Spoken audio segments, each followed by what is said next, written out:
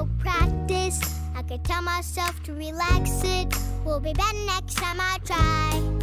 And even if I still can't do it, yeah, you know that I'm gonna stick to it. Yes, it's all about going through it, and I'm gonna tell you why. Whoopsie, whoopsies, I made a mistake and it's okay. It's okay. Whoopsies are what it takes to get better and better every day. Whoopsies, I made a mistake and it's okay. It's okay. Whoopsies, help me look, see, I'm better at this today. Woo! Whoopsie, whoopsie, whoopsie, whoopsies. I'm a little embarrassed when I look at my drawing compared to this. I'm just not getting anywhere with this. It makes me wanna hide. Aw, don't be embarrassed. Don't hide. You should have seen mine the first time I tried. It took a lot of whoopsies to look this way. No one's perfect on their first day. Whoopsie. Whoopsies, I made a mistake and it's okay. It's okay. Whoopsies are what it takes to get better and better every day. Whoopsie, whoopsie, whoopsie, whoopsie. Well, what about this? I want to jump rope, but nope, I just can't do it. Well, not yet. Come on and practice with me. You'll see there's nothing to it. Whoa! Whoopsie. Whoopsies, I made a mistake and it's okay. It's okay. Whoopsies, help me look, see, I'm better at this today. Woo!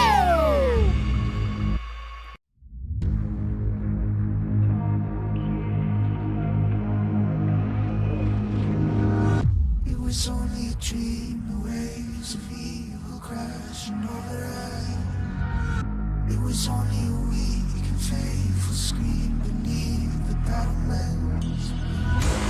I know it's hard to follow the fight's too hard. Wake up, my love, please don't give up on me.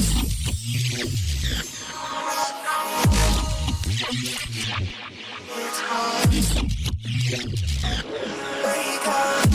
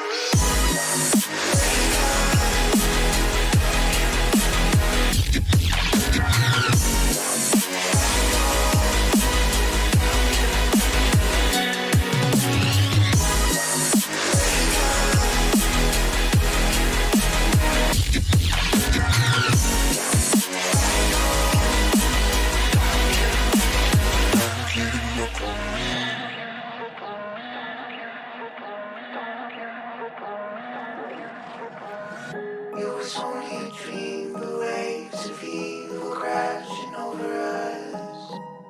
It was only a weak and faithful scream beneath the battlements. But I know it's hard to follow before it's too dark. Wake up, my love, please don't give up on me.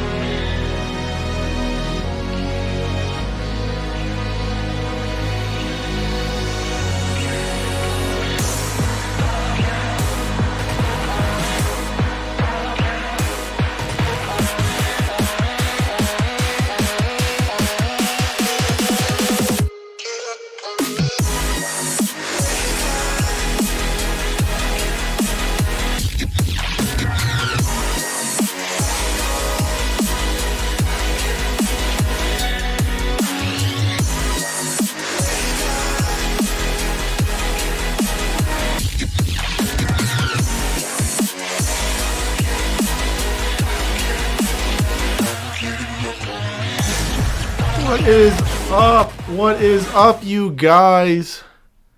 We are back once again, and I gotta fix the green screen. Oh, there we go. Is that better? Oh no, it made it worse. Is it this way? Oh, a little bit more, right? There we go. Perfect. Perfect. Let's see here. Make sure everything's good. Oh God. My voice cracked there. Whoa. Rough start there. What is up, you guys? What is up? We are back today. Another day to complete in our 100-day journey here. Awesome, awesome. Well, again, welcome back. If you're coming back, if you're new, hey, thanks for joining us. This is going to be more of a chill day. Chill day. Yeah, you felt that? Yeah. It was a little rough, but that's how life is sometimes.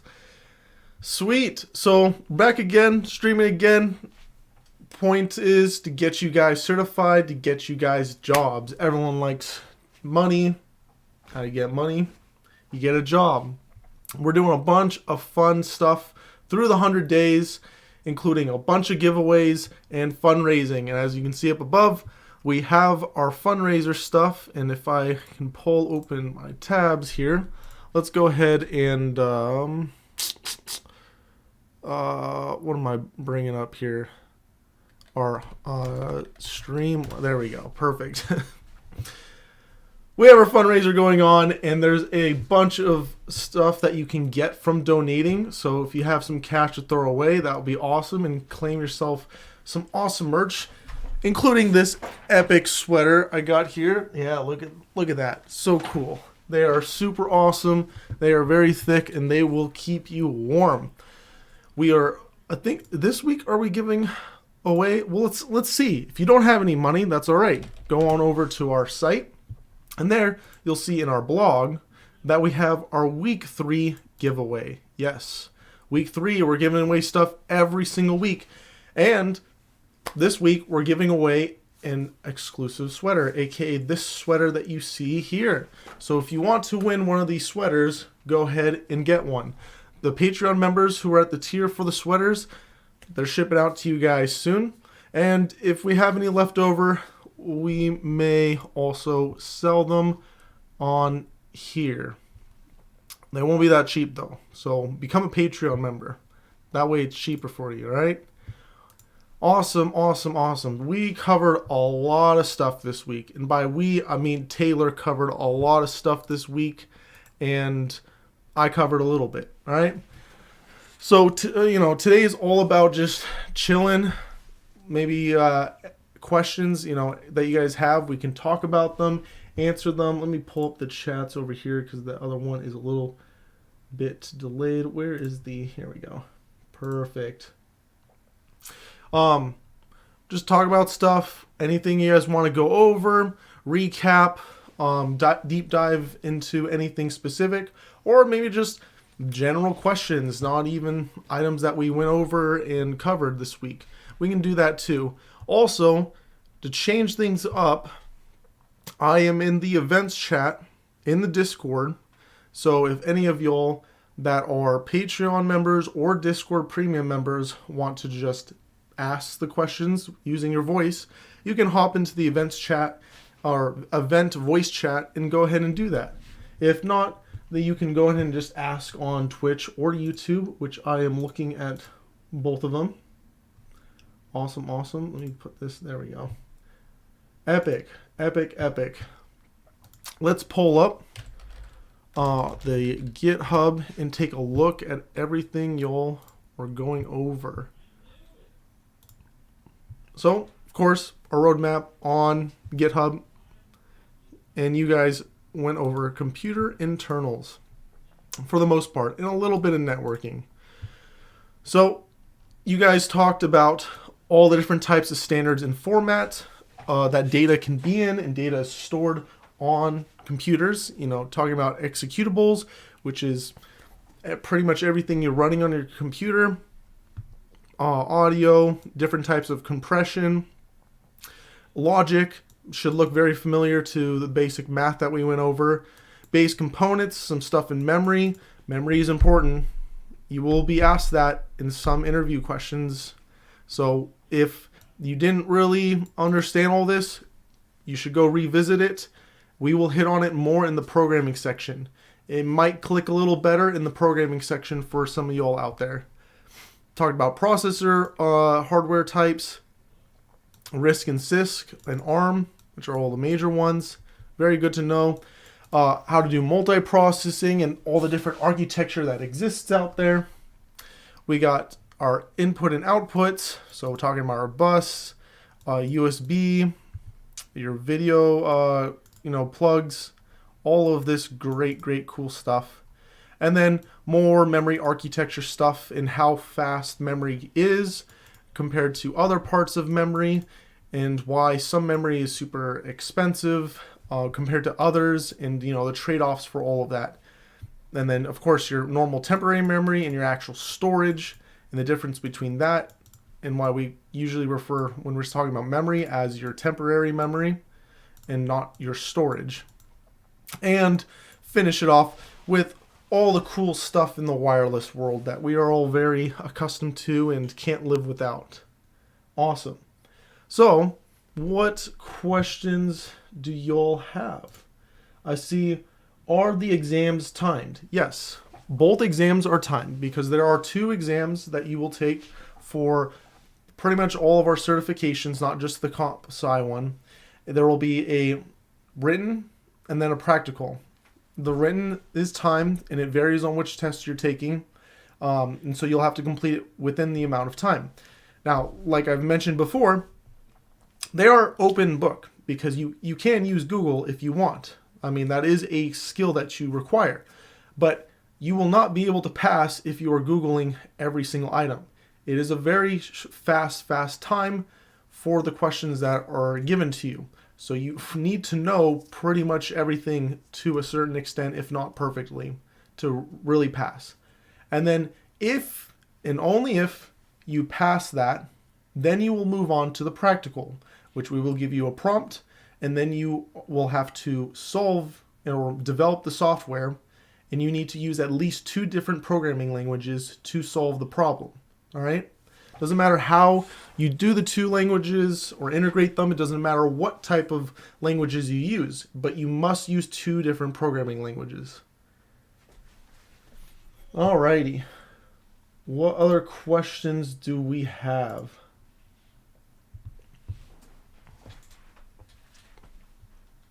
Yeah, you're welcome. I did send off the emails for the merch, and hold on, let's get our lo-fi here. It's a little quiet. What's going on? There we go.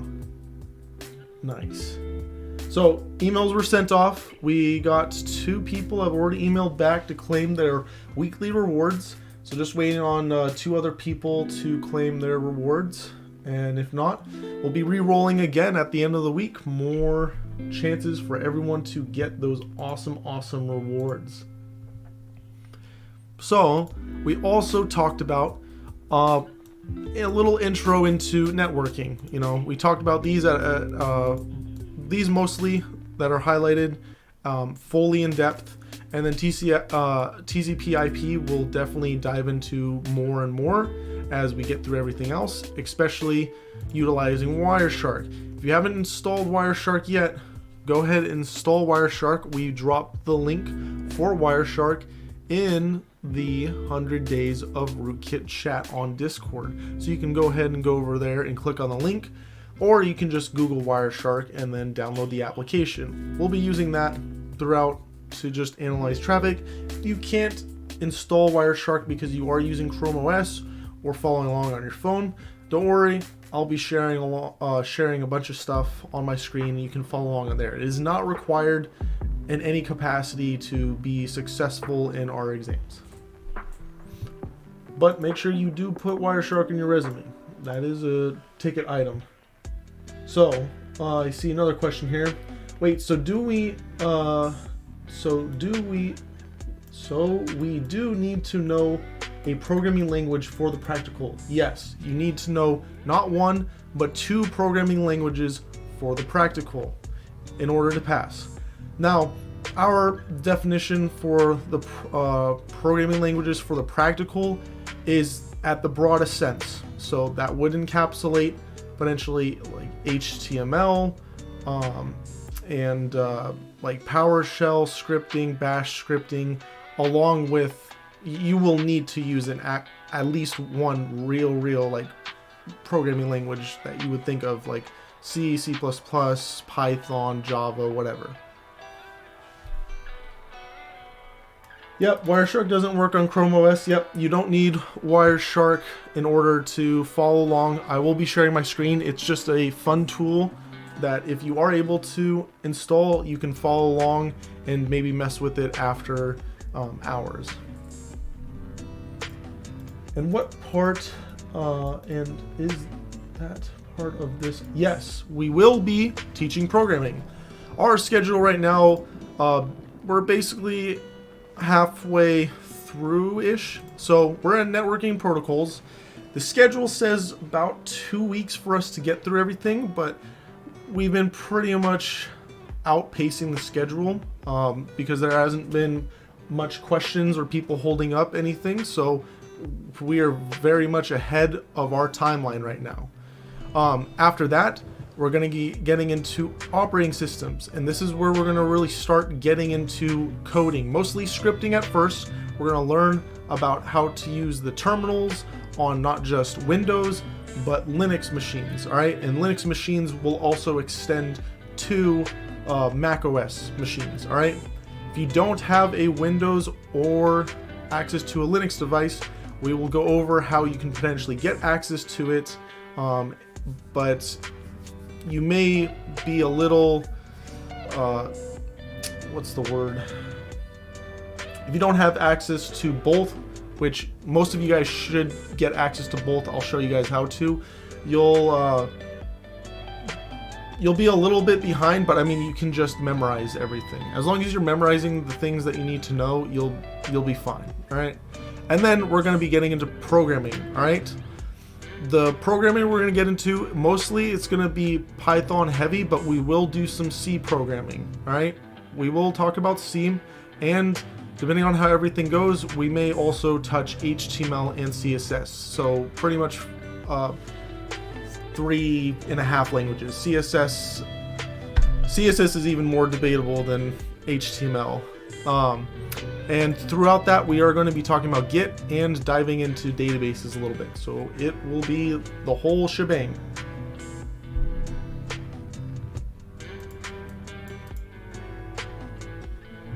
Let me see here on the other ones. Yeah, so for the programming languages, the 100 days is we should for 100% fact get through pretty much all of the written items for the written exam. We'll get through all those, that's not a question. The programming side of stuff, we're gonna go until we hit the 100 days. We might cover everything you need to know in order to pass the practical exam. If not, we'll list off just the couple additional items that you need to know. But fundamentally, it's not too hard to learn all the items you need to know to pass the practical. It's just how creative you are, essentially, in order to stitch everything together and produce the product that needs to be produced. That's the real challenge, and there's only really one way to get good at that, and that's through practice. So we'll have lots of practice stuff for you guys to do in your free time. Don't worry about that. We're going to be doing lots of fun stuff when we get to the programming part. What other questions do you guys have?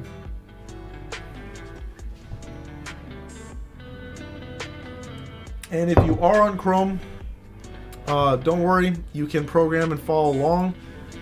We showed it off earlier, but there's a site called Replit, which is super cool. Look at that. We're going through space right now. And you can pretty much follow along and do all the coding stuff we're going to do on this site. There's also a bunch of other competitor sites that you can utilize. Additionally, if you do sign up for something like an AWS account, you can follow along on a Linux box on there, and we'll show how to I don't know if we'll show the complete setup for everything, but we'll probably at least link to resources and give you the links to show where you can go to get any of that stuff set up. If you're like on something like a Chrome OS. If you have anything else, you'll be fine.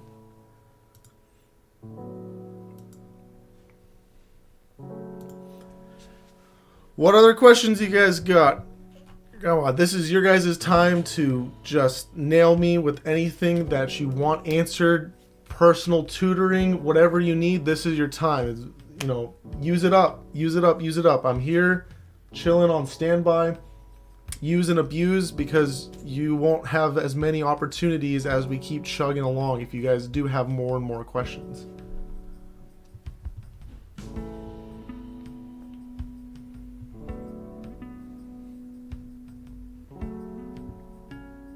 And again, I am in the chat, the events voice chat over in the Discord.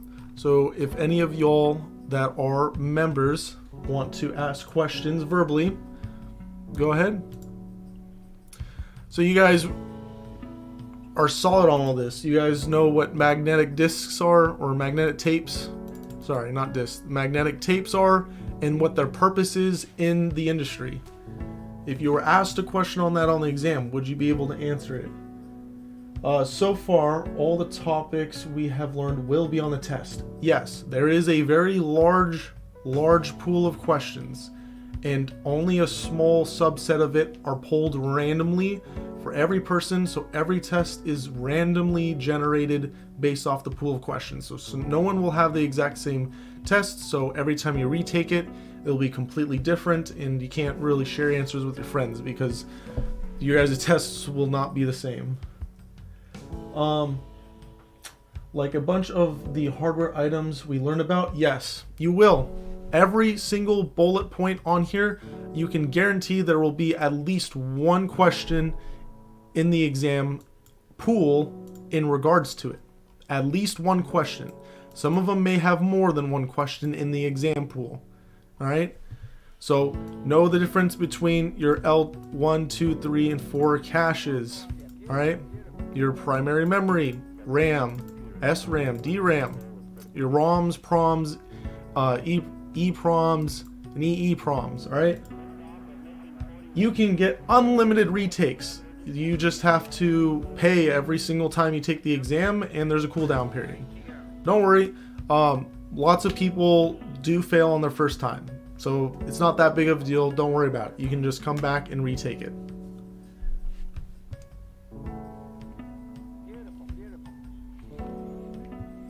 So again, magnetic tapes, let me see if, why do companies still use magnetic tapes? They seem really old. All right, good question.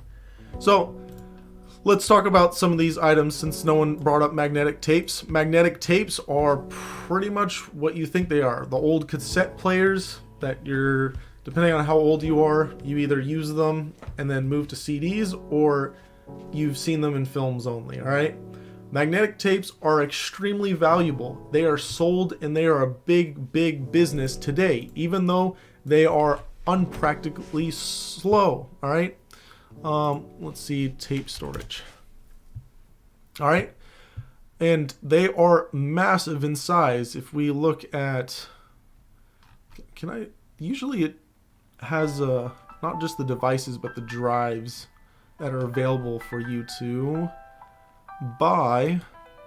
But you'll see big companies like IBM, I'm pretty sure AWS and several other companies all have tape storage systems in place that you can utilize, but it's for archival of data, because data, let me see here, perfect, this one right here, look at this, 18 by 45, I don't know what that means, 18 by 45, but basically you can have lots of data, at least 18 terabytes if not 45 terabytes of storage on one of these tapes here. Is this right? 12 terabytes. Basically lots of data storage. It looks like it's 12 terabytes of storage. Lots, up to 30. Okay, you can configure it up to 30. Lots of storage. You cannot find a hard drive on the market with that much storage. All right, it's not. It doesn't exist. All right, at least from what I've seen, I've not seen one ever with that much storage. But tapes, you can get it. Tapes are super slow. They are meant for archiving data. So if you are a big company, a government organization, and you have files from a long time ago, you may not want to delete them all, but you don't want to keep them on disks or solid state drives because that's really expensive. All right, and solid state drives tend to fail and they're expensive to replace. Tapes, though, will retain their data for a very long time, and they're very resistant to external forces like weathering and solar rays. Solar rays? Is that the word? Solar radiation. There we go. So that's why they are utilized. Let's see another question. How long would I have to wait before I take the test again? I believe it is 3 months. I'll have to double check what our current policy is, but I believe it's 3 months that you'll have to wait.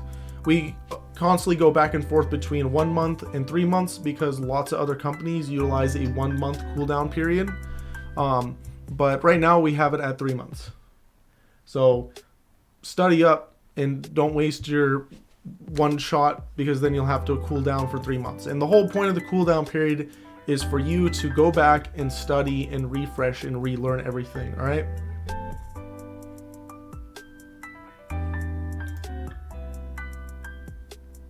So let's hit you guys with another one. All right. SSID. All right. Your service set identifier. What is that? Hint, you guys deal with them all the time. All the time. They're an important thing to know. This is the proper term for it. Usually people will call it by other terms, but that is the proper term. This is going to be your Wi-Fi name. All right.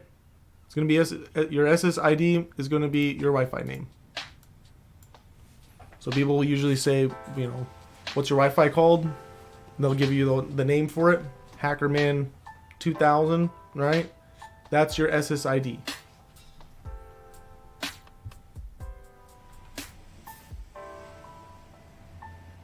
Wait, we didn't go over this yet. This is the networking one. My bad. Let me click on the computer internals one. All right. Let's see here.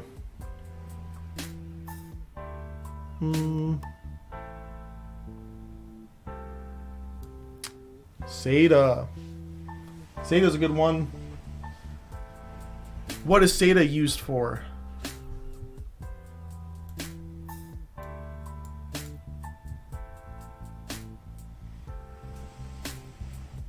Anyone that's built their own computer should definitely know this one.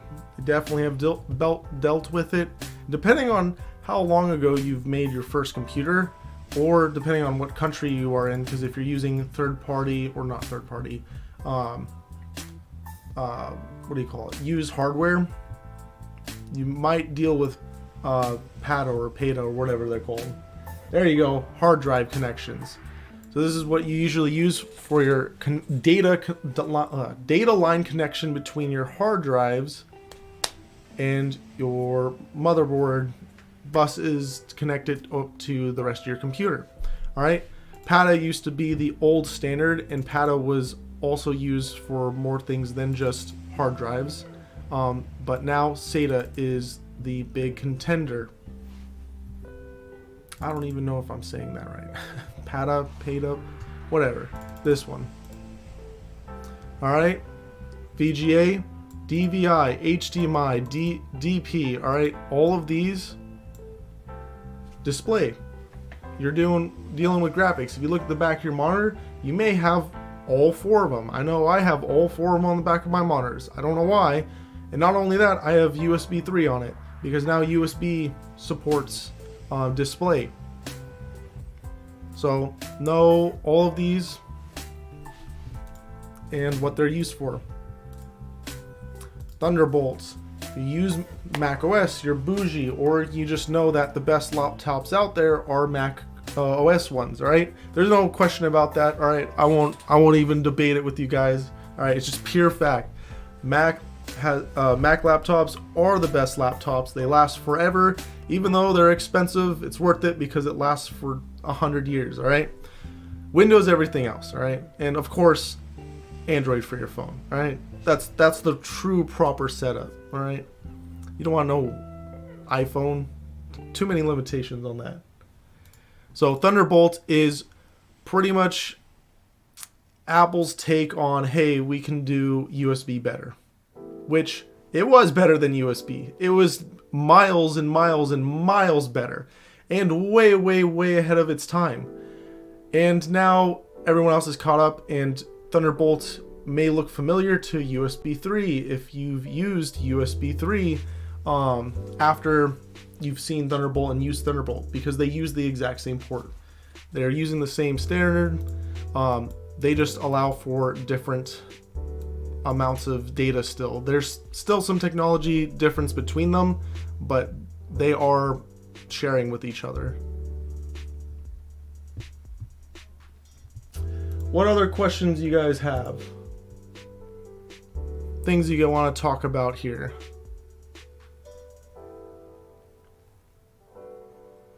Why is RAID important?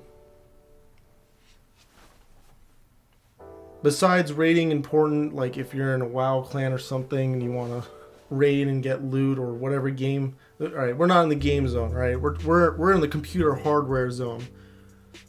RAID is super important. It's used everywhere in the industry. You can't walk 2 steps without RAID pretty much being used by default, and there's a very big reason for that.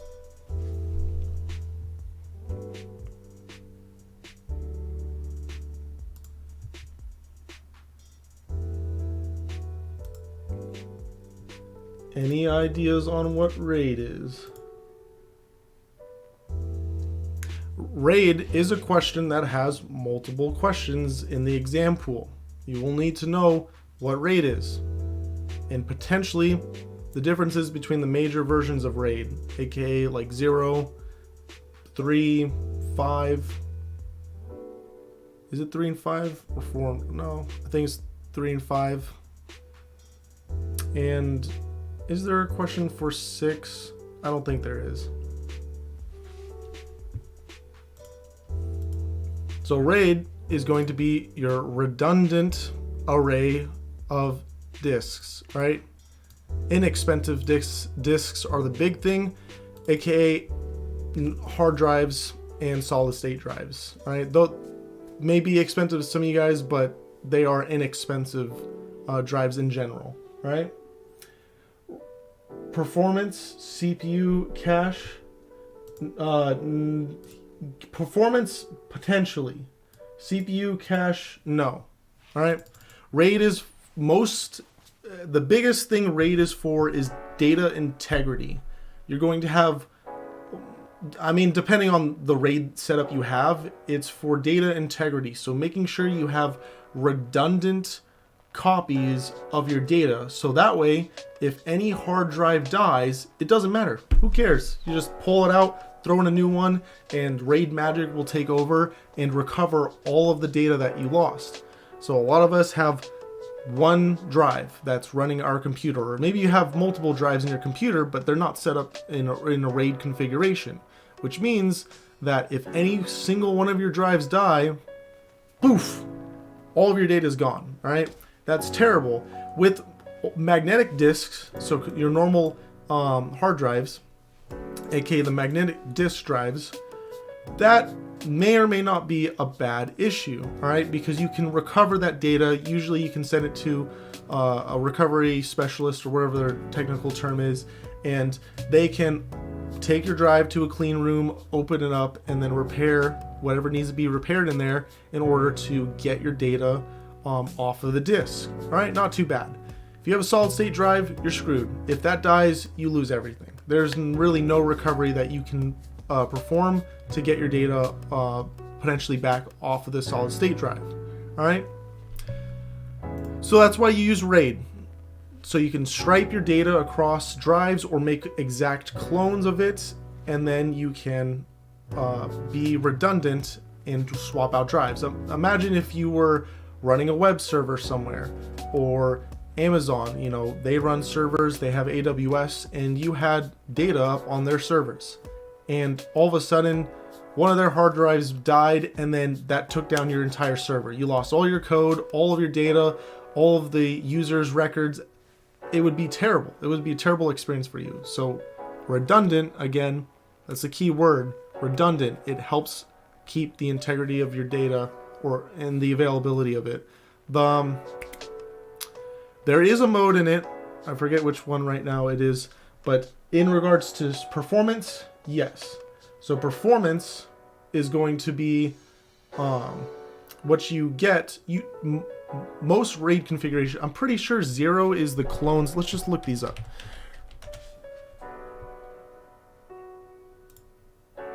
There we go. RAID 0. Okay, this one's going to be striping.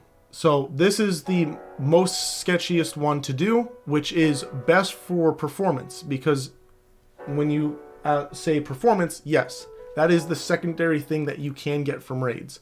This will take all the drives that you have and strip your data across all of them, so that way you can use all the SATA connections you have to your computer all at once across multiple drives, effectively increasing your capacity of getting and fetching data off of those drives by a linear availability. So if you have 1, it's whatever the speed of that cable is. If you have 2, now it's going to be 2 times speed, 3 times speed, 4 times speed, potentially. You know, theoretically that would be the maximum that you would get. But this is really bad, because if one of your drives die, you're pretty much at the same mess up point as before, where you lose all of that data on that drive. So no bueno, no bueno. RAID 1, alright, this is the one I was thinking of. RAID 1 is exact copies. So every drive you have plugged in is going to be a perfect mirror of each one. You will get no performance gains, but you will have the most copies of your data ever. This not really used too often because it's a lot of wasted space, especially compared to the other RAIDs that are available, because you're using multiple drives to cover the same amount or the same data. All right, you get really no performance gains. Now, one of the best ones out of here is going to be your RAID 5, which is a combo of your RAID 0, but with what RAID 1 can bring to the table. And I believe, I can't remember all the specifics right now, but pretty much RAID 4, 5, and 6 are all kind of built upon each other. But now, what you're doing is you have the capability of RAID 1, which is striping your data across all the drives, so you have that super fast performance that you can get from having multiple drives with those connections. But they also do this thing called parity, which is a little bit of extra information about all of the other disks. So if you have disk 0 here, disk 0 will have parity, which is basically a simplification of it. It's a little bit of storage of what the other disks have. What this allows you to do is have the capabilities of RAID 1, where if any of those drives die, it's okay. You can pull it out, replace it with a blank new one, and it will automatically recover what data is supposed to be on there. So it's really cool, smart tech. I think the big difference between RAID 5 and 6, don't quote me on this, I would have to refresh myself, is the amount of drive failures you're allowed. Because I believe on RAID 5, you're only allowed like 1 or 2 disk failures. On some of the other ones, you're allowed more disk failures than that at any given time. Because this might be a little too much info, but if you're buying, let's say, a bunch of hard drives at the exact same time from the exact same manufacturer, if there's a defect from the factory during that time, it will affect all of your drives. So there is a high likelihood that all of your drives will fail around the exact same time. So sometimes it's best to buy drives periodically and then have them all mixed up on when they were manufactured, so you can kind of protect that from them all failing. Or it's not really advised, but you could mix and match manufacturers. But that's just something to be aware of, and that's why people usually want a little bit higher threshold for drive failure, because if more than one drive fails and you have it just set up so it only allows for like one drive failing, and you'll be able to recover from that. If you have 2 drives fail, now you're just screwed. All right, any questions on RAID? That was a lot. Okay, I see, Taylor. 5 is for 1 failure. Okay, so 6 allows for multiple failures.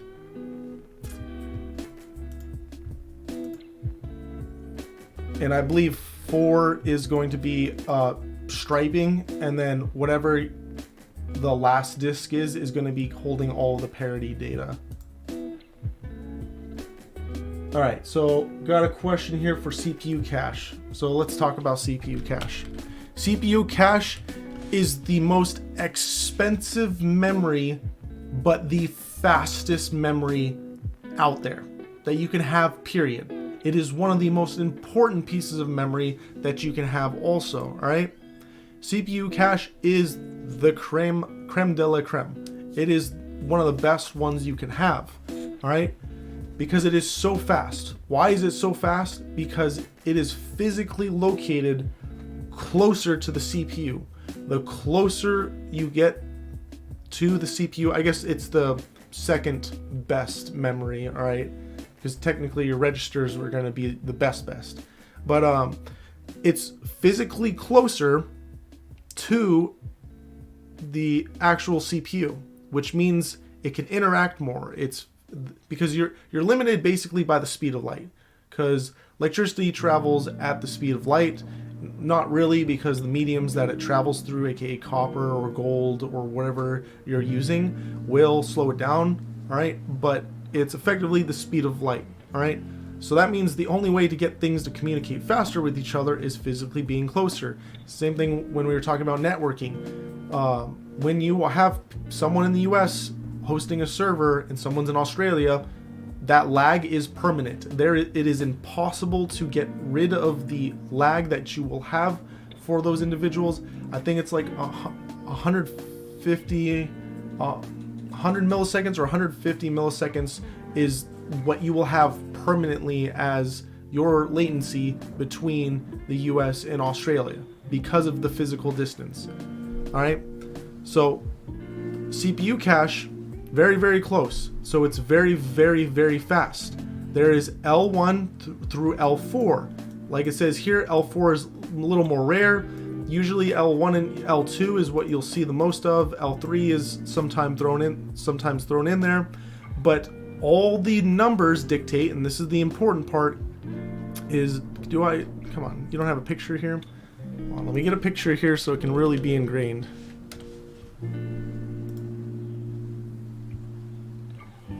Can I get an actual, there we go.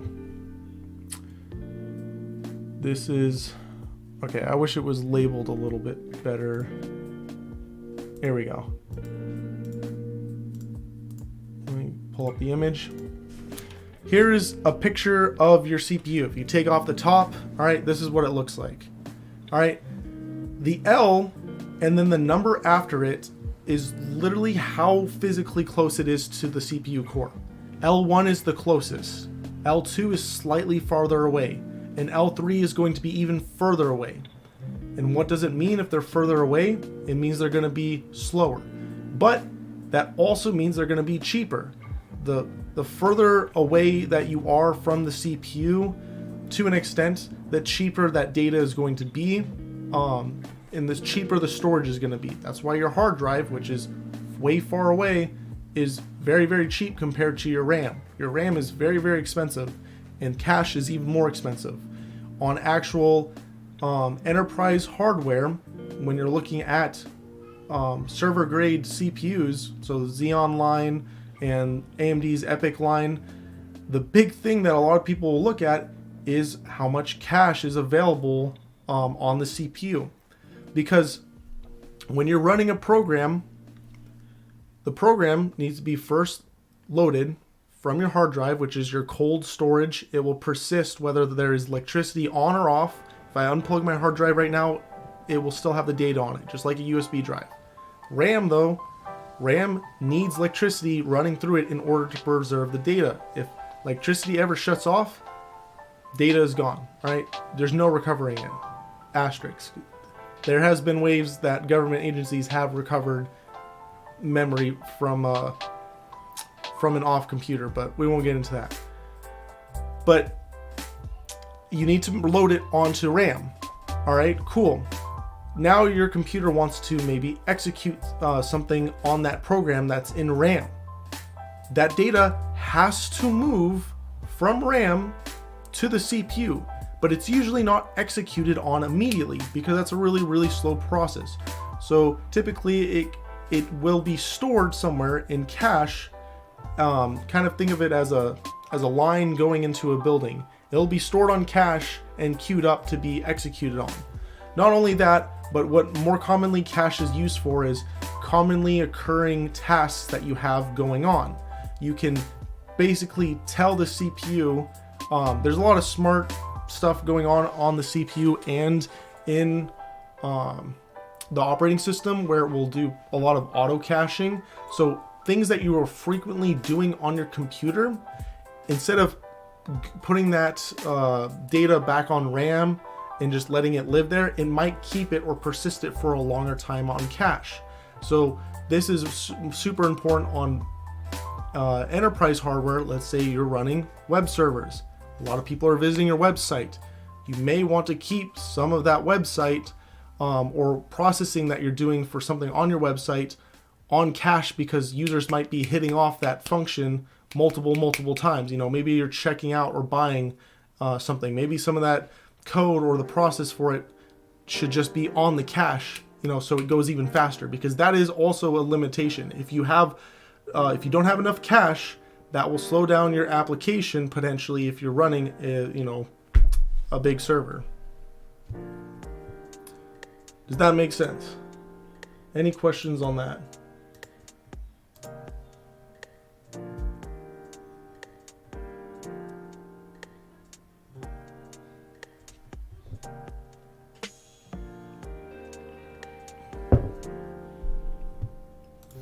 So the big cheat sheet, again, the number is how close, right? 1 is being the closest, 4 is being the furthest away. All right. The fastest memory that you have on your CPU would be your registers, which are basically what holds data before it's computed.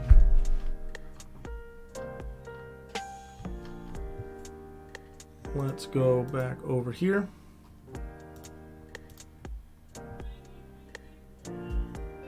Yep, and we got our CPU registers right here.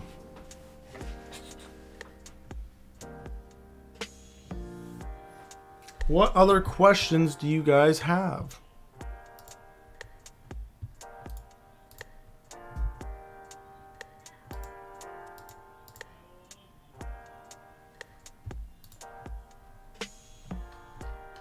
This is your time, you guys. Ask away.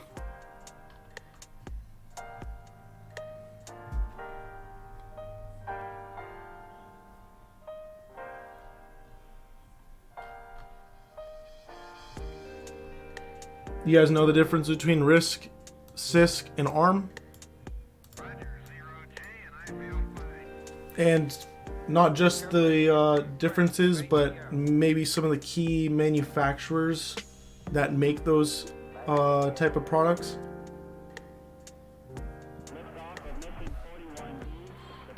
Yep, L1 and L4 is just memory. It's just memory, just like your RAM. It's just memory that's very close to the CPU, and 1 through 4 dictates how close it is. Yep, L1. So the size can be pretty much like whatever the manufacturer wants it to be, all right, to a certain extent, but typically it follows the same fashion where L1, again, the closer you are to the CPU, the more expensive it is. All right, more expensive that memory is. So L1 is the closest, which means it's the most expensive, which means you're going to get very little of it. All right, you're not going to get very much L1 cache. L2 is further away, which means a little less inexpensive, so you'll get more of that. In L3 you'll get more of, in L4 you'll get more of. And you can see whenever you look up a processor, let's say we're looking at Intel i9, I don't know, is this one of the newer ones? Let's go ahead and look at this guy. You'll usually see here in the specs the cache specs that are on there.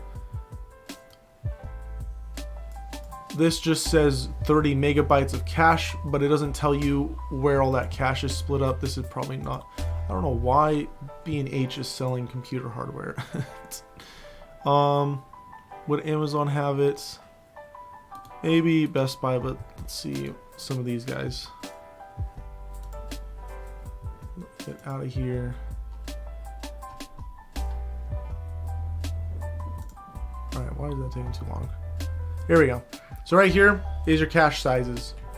So you can see that we have about 1.5 megabytes of L1 cache, 14 megabytes of L2, and 30 of L3. So it dramatically increases the amount of cache that you have, which is just memory, just like your RAM, right? It's pretty much the same thing. That's asterisks on that, but it's pretty much the same thing. It's just very, very close to the CPU and then gets further and further away. And as you can see, as it gets further, it gets a lot cheaper, so they'll include a lot more of it. This varies on every CPU, all right? This is one of the highest end consumer CPUs. Consumers don't do pretty much anything, right? They play some games, whatever. They watch Netflix, cool. They're not that intensive, so they get pretty much no cache compared to server stuff. So if we look at like a Xeon processor, I don't even know what the high-end Xeon processors are right here. Let's go look.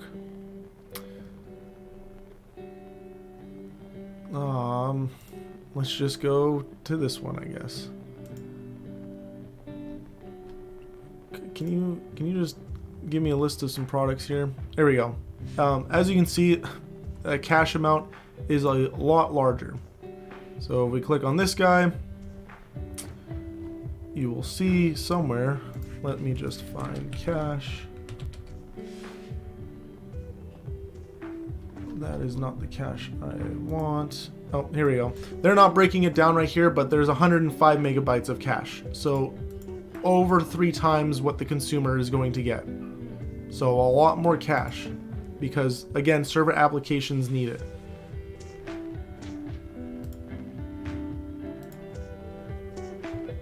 Any other questions in regards to that? And then again, my question before, you guys remember the difference between RISC, CISC, and ARM, and who makes those types or styles of products?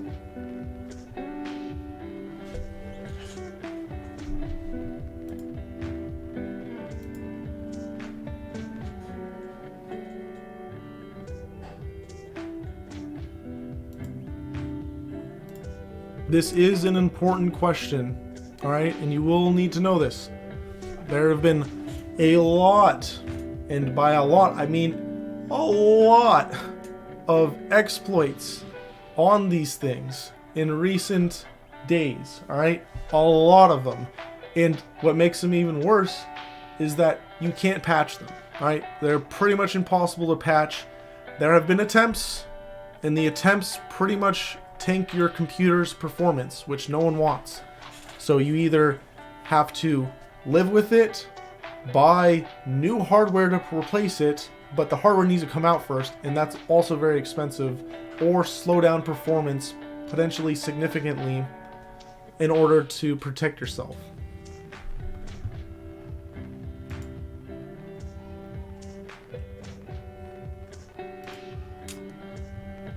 Come on, you guys. I keep on clicking the wrong one. RISC, CISC, and ARM.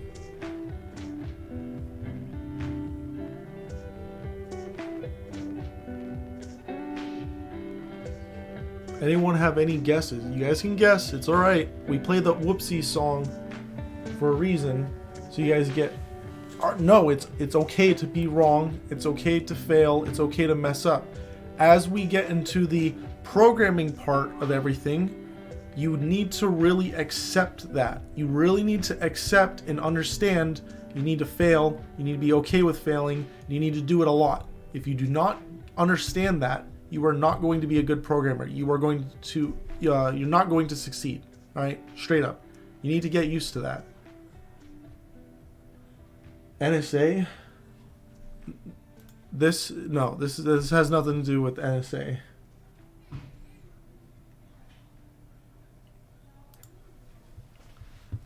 All right. So let's go over RISC, CISC, and ARM since it looks a little rough here. Let me check the other. Looks a little rough here. These are important things for you guys to know. All right. RISC hardware. It's an architecture and a way of processing data. All right. It's your CPU architecture. All right. Used to be one of the most expensive things that you would buy for your computer, your CPU. All right. What is it? Set capable of doing complex things with single instruction. Yeah, kind of. We'll get into that here in a second. So RISC, CISC, and ARM are all CPU architecture types, and there's big distinguishing differences between them, and completely different manufacturers that make them. So let's start with RISC and ARM. All right. RISC allows for you to compute data in chunks. All right. This goes back into what we talked about, 32-bit and 64-bit computers. I mean, back in the day, they had 8-bit computers and then 16-bit computers. And what that symbolizes is how much bits can be processed at any single point of time, like any cycle. All right. So every cycle, aka that gigahertz that you're paying for and that you want, that tells you how many cycles that are available. And for your RISC hardware, what they do is no matter how big of data is getting processed, because not all the time when you're processing data, it might not be 64 bits of data that you are trying to process at any given second. It may be less than that. All right. So no matter how much data you're trying to process at any given cycle, it will fill it up with whatever the next thing you want to do is. And if there is some extra room, aka you're not taking up the 64 bytes, it's going to fill the rest of them up with zeros. All right. It's going to completely pad them out. Padding is just filling up the extra room. And then it's going to process that instruction. Very simple, easy to understand, and it will just keep chugging forward. All right. That's what RISC hardware will do. Cool. Now, ARM, on the other hand, is going to be simplistic CPU hardware. So you're not going to be able to do a lot of complex tasks, all right? You're not going to be able to do floating numbers potentially at all with ARM architecture. I'm pretty sure you can with ARM architecture, but the point is things are very simple, all right? It's as if you had a programming language, but you cut out like 90% of it, and you could only do like 10% of the things, all right? ARM also is RISC-based. Right? It's a RISC-based processor, which means it will take some data and it will pad out the rest if it doesn't fill up the 64 bits it's trying to process, and then it will just process that and move on to the next data. All right? This potentially can be really slow, especially compared to CISC, and we'll get into that here in a second. ARM, like I said, is a very simple processor. It can only do a couple things. It's like a programming language where everything was cut out except for a couple items. It's like if you're trying to build a house, but I told you that you're pretty much going to play Amish today, all right? You don't get any power tools at all. All you get is some horses and some hammers and a screwdriver, all right? Go build a house. That's pretty much how ARM CPUs are. Where are ARM CPUs used a lot? Your phones. They're used in Apple laptops. Why? Why would you want something so simplistic? Because it's simplistic, which means it doesn't consume as much power. It's not as powerful, so it uses less battery life or less electricity. So, you know, you're kind of getting the pros of that. But wait, now I'm confused. You're saying that they're simplistic, they can potentially not even do any floating point logic, so any numbers with decimals. I'm pretty sure they can, but not very efficiently. All right, they're very limited. How is my phone doing things like machine learning and, I don't know, photo editing and stuff like that? They cheat. All right, that's what it comes down to, is they cheat. That is why you see in their pretty much any processor that you want to go for. So this answering who the manufacturers are in the RISC and ARM space. So RISC, again, simplistic. ARM is one of the most major architecture styles. So if we go in here, there we go. They're a specific company that a lot of people follow because they pretty much pioneered the RISC space, right? RISC is a concept, and ARM pretty much is the biggest player. Everyone uses them, including all the way down to Apple, all right? Now, if we go to Apple's processors, which, what do they call them now? Like the M2 processor, Apple M2. Let's see how they cheat, all right? It's not really cheating, it's just how you gotta get around the issues in it. Let's look. All right, right here. So this is the it's not called a CPU at this point. This is why the concept of system on a chip should have been introduced to you guys in this module also.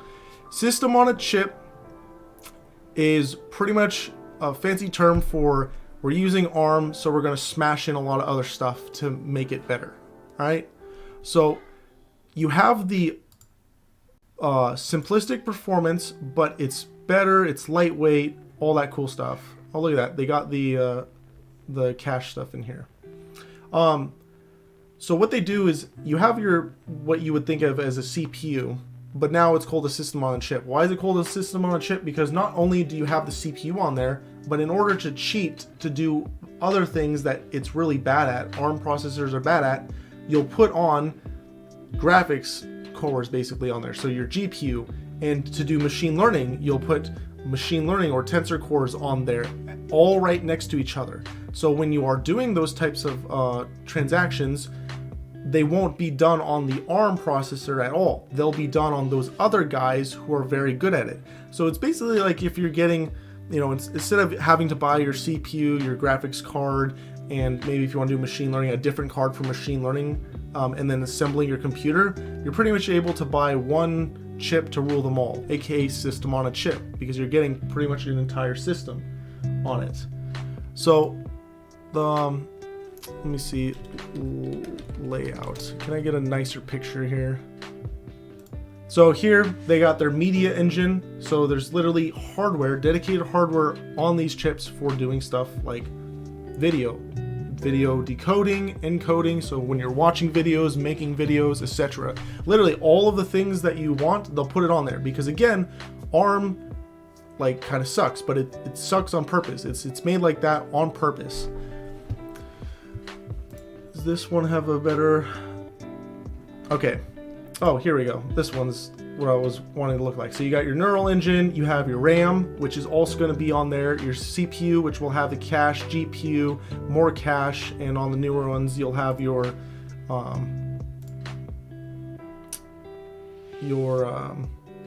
tensor cores also. So what's this CISC thing? All right, let me see if there's, yeah, let's talk about this CISC thing, because we've talked about phones, we've talked about ARM and RISC and the padding and stuff. Well, what's CISC then? CISC is CPUs that you're used to right now. AMD and Intel, they're the biggest players in the game right now. I don't think there's really, I mean, there's some Chinese CPU manufacturers, but no one really uses them if you're outside of the Chinese market, or I guess there's a lot of Asian companies that use those manufacturers, but we're not going to talk about them. We're going to talk about AMD and Intel. They use CISC. Why do they use CISC? These CPUs draw a lot more power. Why? Because they allow for you to do a lot more complex functionality. You're basically getting the whole shebang, the whole toolkit. If you're building a house, you're getting the power drills, you're getting the crane, you're getting everything. All right, you can do machine learning on a CPU. It's not going to be that great, but you can do it. It allows for more instruction sets and more performant instruction sets and more capable things. Also, that 64-bit that has to process every single cycle, it doesn't pad it this time. This is where you get the slogans of like hyper-threading, and why when you run like an Intel CPU, even though it says that it's 4 cores and you run it, it will like say, they'll advertise it like 8 threads or something like that. And basically when you run it on your Windows operating system, even though it only has 4 actual cores, it will show up as 8. It's a lie. All right, it's all a lie. It's hype and marketing. AMD does the same thing. They just don't. I think until recently, they didn't inflate it. What CISC will do is it will take your 64 bits, and let's say you only fill up 32 bits of it. They'll be like, hey, there's some extra room. So I know you want to do this one task right now, but I see there's extra room here. So I'm going to take the next tasks that I see that will fit into this extra space here, and I'm going to put it in there, and I'm basically going to perform both of these tasks in the same cycle at the same time. All right, that's your hyper-threading or your hyper-threading, which is the whole marketing thing for Intel stuff. I don't know if AMD uses the same term now. I think it was copyrighted or trademark or something by Intel. I don't know. But it's basically forcing as much data as possible when you are processing stuff. Now, this is really great. You can process more stuff than RISC hardware can and ARM can at any given point. If I give you, a megabyte of stuff I need you to process, CISC will outdo it every single time. It's not even a competition. If there's a higher clock rating on an ARM CPU, it does not matter. A CISC CPU will typically beat it at a lower clock rate. So if you have a Intel CPU at 2 gigahertz and a ARM processor, maybe a Snapdragon or Samsung's or Apple's at, I'm just throwing out these numbers, but 3 gigahertz, the Intel one most likely will still beat it because it can process more at any given time. Now, that's asterisks. I don't know if those numbers are accurate and on what would overlaps, but the point is, it is faster. Why is this thing not live? There we go. It is fitting more data. And this is where you start allowing to be able, you're able to do more advanced things. There's this thing in particular that they do, which is speculative, what are the terms? Processing. Basically trying to predict or be efficient. I can't remember the exact breakdown right now. What you want to do next and how you want to process things, and they can be very efficient at it. A lot of articles in the news and a lot of hacks that have happened over the last 5-6 years, and they literally came out back to back to back to back, have been in regards to all CISC processors that have ever existed. Because of these capabilities that they have, they're all vulnerable to these speculative attacks. So the most famous ones would be the Spectre and Meltdown hacks. So Spectre, did I spell it right? And Meltdown. All right, and these are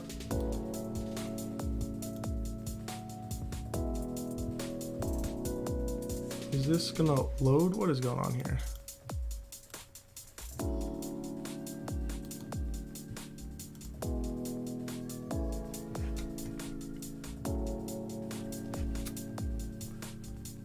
I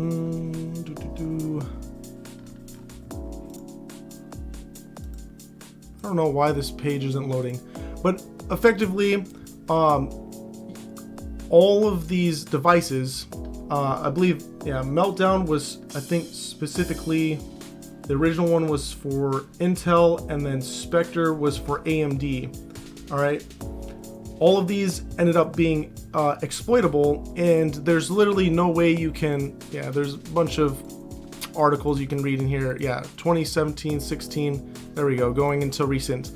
But basically, it was pretty much impossible for you to patch. A lot of computers out there are still vulnerable to this because, again, they aren't really patched. It's a hardware issue, all right? All the way to the core hardware issue. And the only way to replace, or only way to fix it, is by replacing the hardware, all right? So CISC processors, I know ARM was listed here right now, and there were like, there's pretty much like one-offs of ARM stuff being done for the speculative attacks, but all of it was mainly affecting the, what do you call it? The CISC hardware, right? I'm kind of blanking right now. Oh gosh. Are there any questions right now for everything we've gone through? Because we went through a lot of stuff.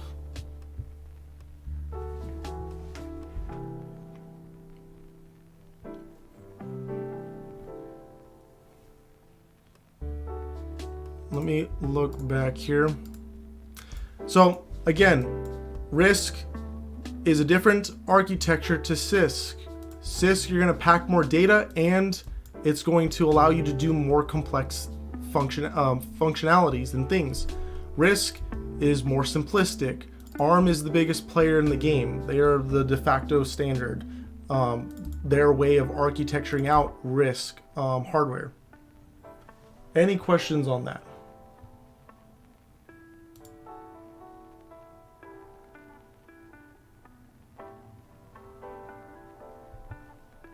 We even have speculative execution on here because it's such a big thing, and that's what the Spectre and Meltdown hacks are. So again, it's exploiting the ability of how the CPU tries to do its execution or processing of data, particularly in how it tries to predict, all right, in its branch predicting and its pipelining processes.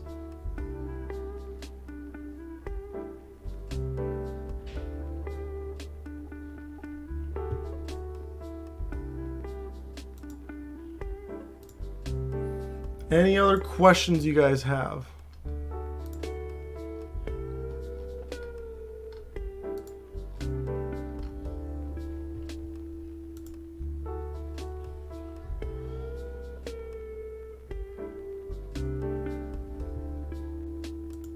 Anything you guys want to go over? If not, we're going to be ending up today. And tomorrow we are going to chug along on networking. All right.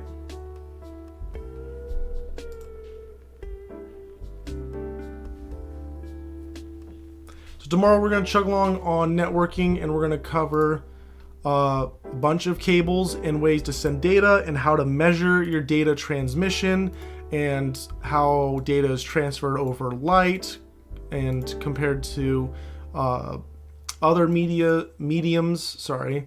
And we're going to talk about a couple of standards on data being transferred.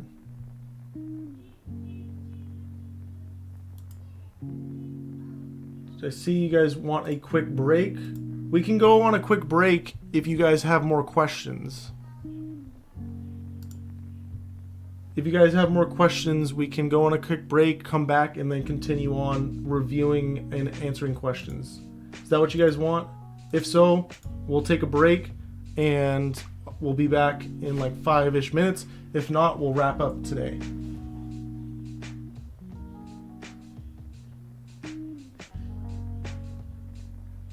What's the verdict?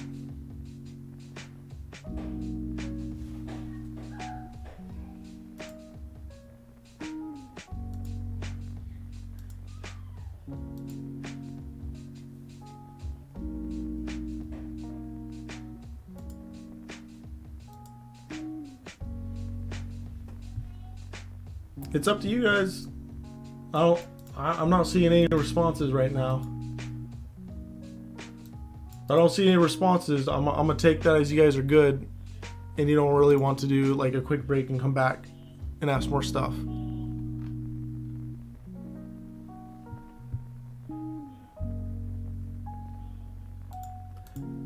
Again, look at this beautiful hoodie. Look at this. Make sure you guys fill out that forum and get your points so you can get one of these awesome hoodies. And we do ship internationally, all right?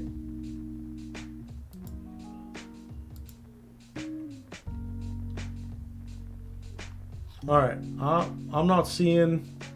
Oh, there we go. I got the yes. All right, sweet. All right, I will go on break and I'll be back in like 5-ish minutes, and then we'll continue. We'll continue on, and then you guys can keep asking questions. All right.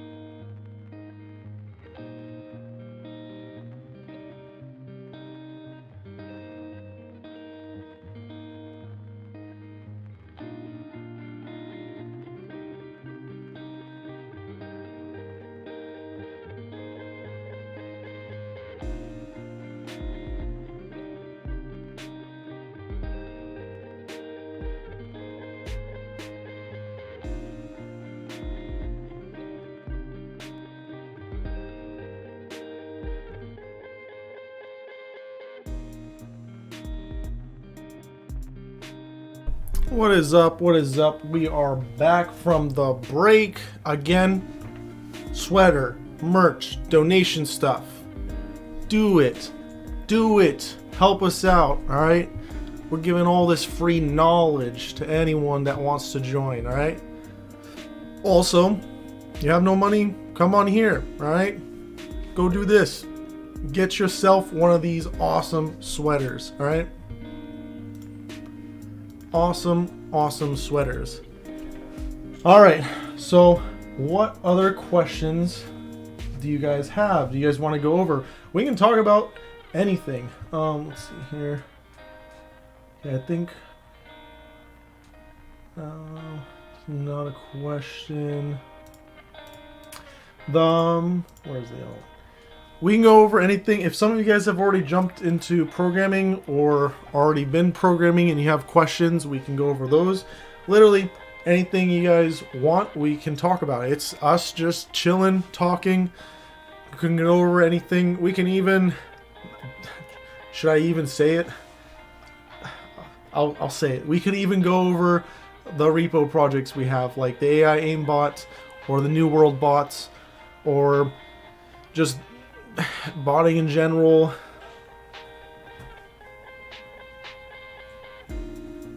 It's totally up to you guys.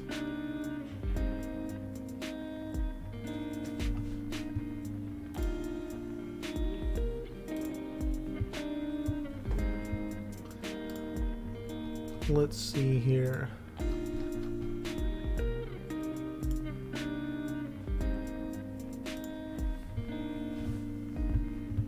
What are the other questions you have? I know you guys have questions. You asked for me to come back, to do a break and come back so we can continue chugging along.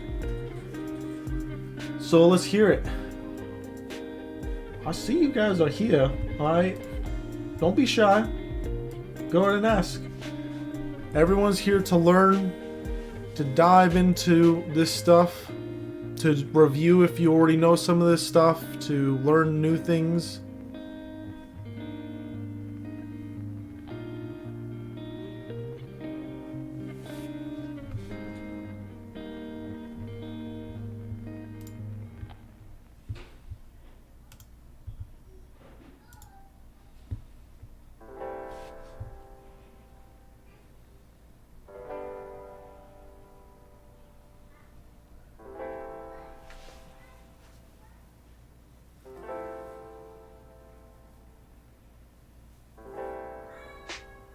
What other stuff do y'all have?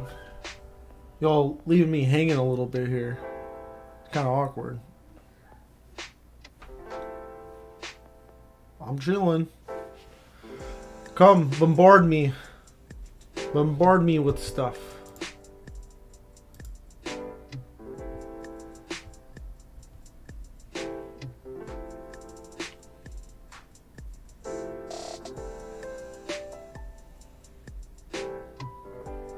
Any questions from the networking stuff that we covered?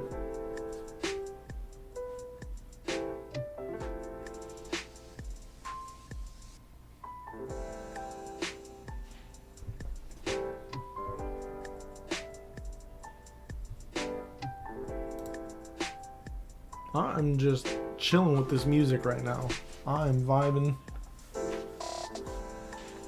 I'm also excited because tomorrow is a holiday for us here in the US, and so everyone is playing games late tonight, so I'm gonna be having fun with that, enjoying a couple drinks here and there.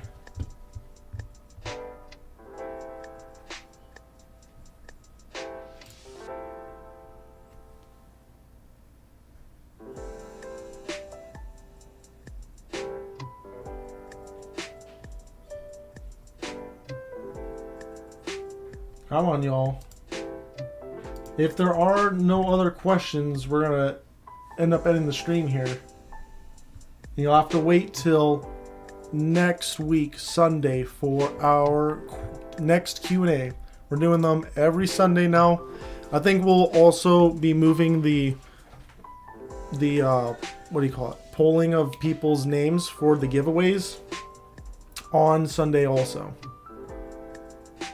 Since Q&A time, so we should just do that also on the Q&A. Make it a little more chill, a little bit more fun, a little bit more entertaining.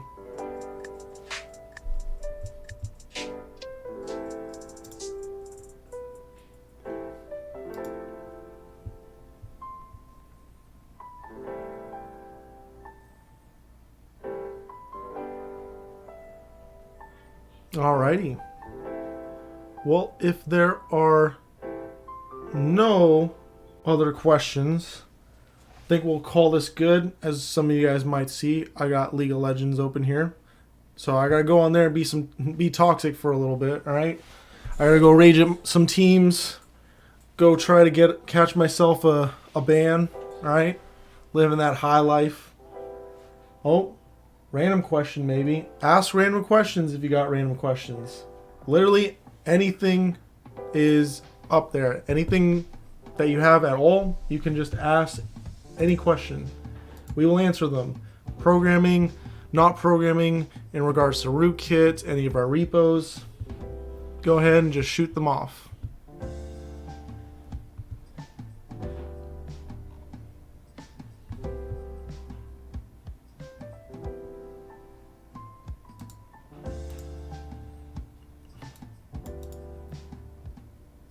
No, I was just saying to fill the space.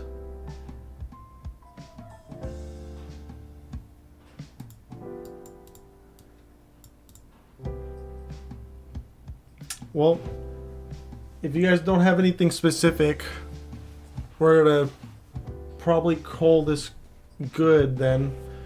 We have Project 26, which we will be launching here in the coming months, which is going to be everything you saw on our Learn platform. It's going to be a lot of questions that we have, all the assignments that we have that will be available for anyone to participate and utilize. All of the courseware that we have is going to be on there. The courseware that we have is in a functional state. It's, I mean, as you guys have seen as we gone through it, we use a lot of technical language, so we are rewriting a lot of it to still have the same high-end technical feel, but to break things down so they're more understandable, and kind of build up better for the technical language. And we're working with writers to help with that, so the experience will be a lot better on Project 26. All right, Project 26 is going to be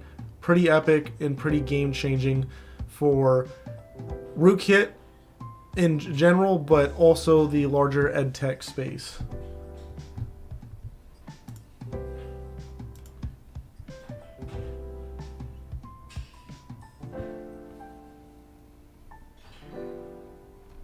If y'all don't have any other questions, we're gonna call this one good for today. All right, make sure you learn up and know every single one of these. Again, most of the test is going to be, if you Google this, like your serial port, and if you go to Wikipedia, and pretty much if the Wikipedia article comes up, the blurb right here is usually going to be what you need. It usually will have the most information that you'll need. If anything, you can load up your Chat GPT, all right, and you can ask it the same question, and usually the blurb that it will give you is going to be sufficient information, all right? Because it's you just knowing the thing exists and knowing the basics about it that's important, all right? Unless you're going to be a hardware engineer, the in-depth information isn't going to be that necessary for you at an entry-level, position. This is a broader certification, just like computer science is, or computer engineering, however people want to label it, all right? It's a broad exposure to a lot of things about an inch deep, all right? When you enter the field, that's when you can start choosing what you want to be more specific at and then get more deep into that, all right? And we will be building more and more certs, especially at the deeper level. We have up to 4 tiers of certs. So this is a tier 1 cert in our scale. Tier 1 would be basic knowledge or proficiency of any given language. Tier 2 is at least 2, and this basic information, even our advanced computer science, which used to be called Pro Cyber, is at a level 2. It is not at level 3. Level 3 is a little bit deeper, and then your level 4 is going to be more of your expert and management role positions. But right now, we're just focusing on comp sci stuff. But if there are no other questions, we're gonna go ahead and end today. You all chill, relax for the rest of your Sunday, and we'll be back at it again tomorrow at 7 p.m. continuing down our networking journey. I think I left the tab for it. Continuing our networking journey. Make sure you've installed Wireshark if you haven't already, and if you can't install it, don't worry. We'll be sharing our screen and stuff. And maybe I'll do some Googling if I have some time to find maybe a web browser simulation version of what Wireshark does, or maybe if one of you guys find a resource, we can then put it out into the chat, so that way you guys can have or become aware of something that someone's found, and that might be beneficial for you. But all right, sweet. I will see you guys on the next one.